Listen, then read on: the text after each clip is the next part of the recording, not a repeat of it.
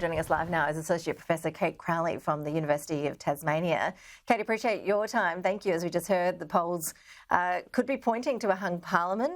Do we have any certainty from the minor parties about where their allegiances lie, or are they all keeping their cards pretty close to their chest on that one?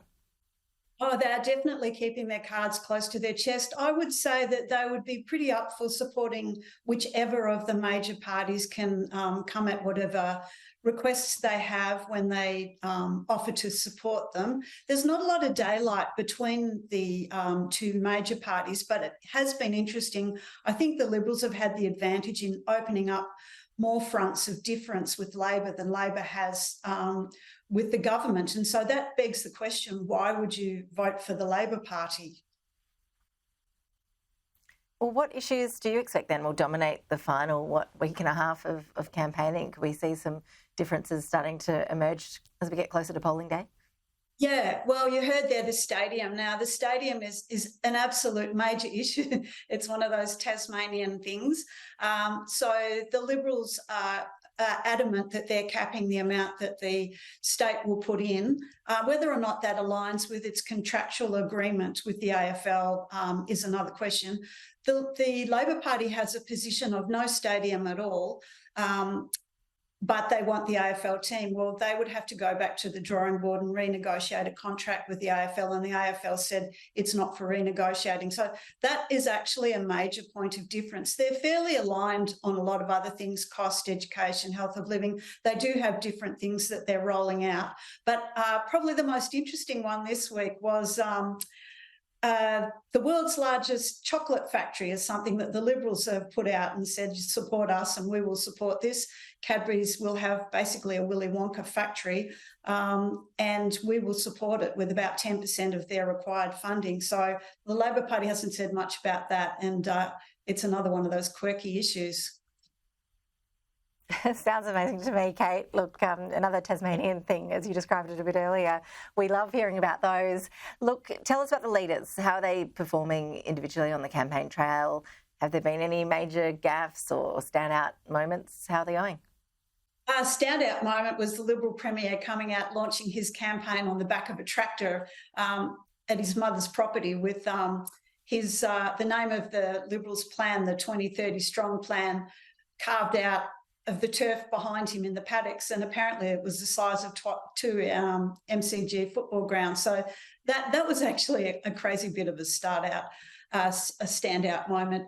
The Labor opposition leader is up against it. This is her third attempt to become Premier. She's failed twice before, and so this will be her last go, I think. And she's just quietly campaigning away on Labor issues. They had their launch the other day.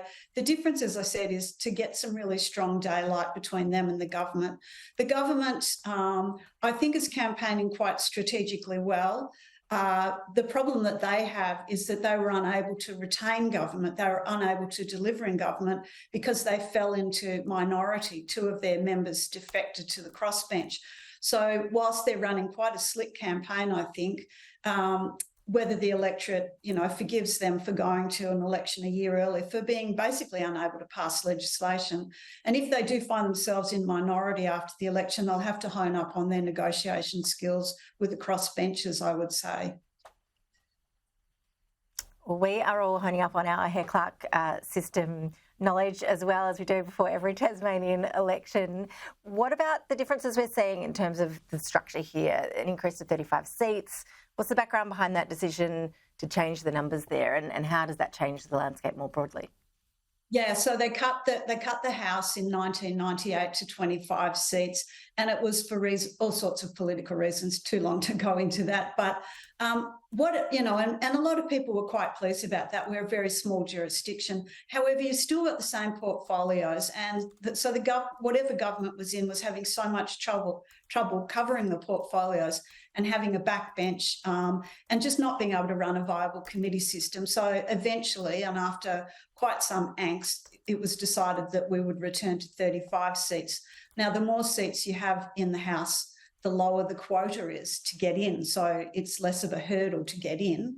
And so therefore you're more likely to see minor parties, independents and more Greens.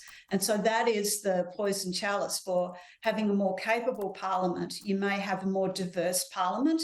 And so we have in the past had 35 seats, and the major parties, Labor and Liberal, have been able to return a majority government. So it's not impossible, but it's just feeling like it's not the case this time.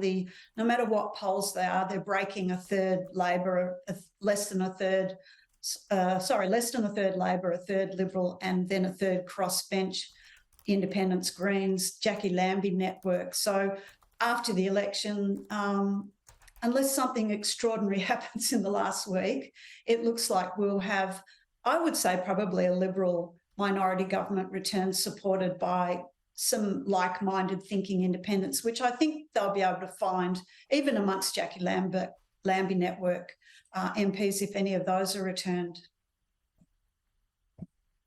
Always love a prediction that we can have out. Kate, really appreciate you joining us with your analysis. Thanks so much. Yeah, no worries. Thank you, Ashley.